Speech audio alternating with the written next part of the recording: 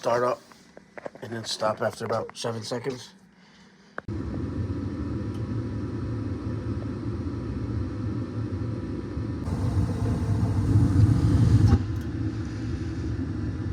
Okay.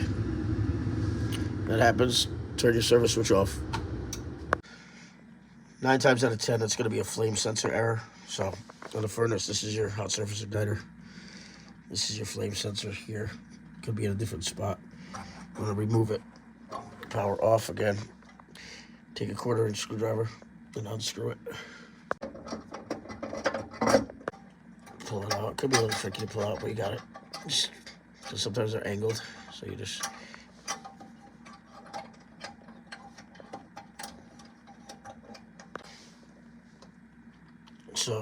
clean the tip of it because it needs to sense the flame, as in the name, flame sensor. So you take a piece of steel wool, nothing with, not like Brillo pad, nothing with soap on it, just steel wool, or like even a dollar bill will work.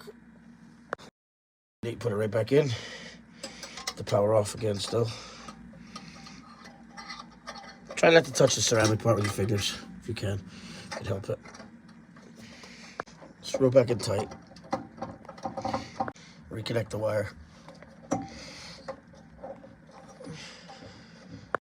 And start.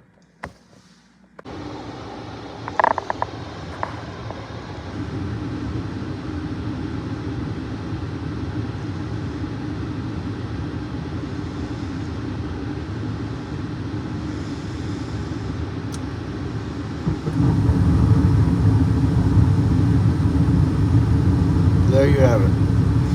Clean flame sensor. 9 out of 10 times that's what it is, guys. When it's the 7-second shut off or 10-second shut off, depending on the brand. Thank you for watching.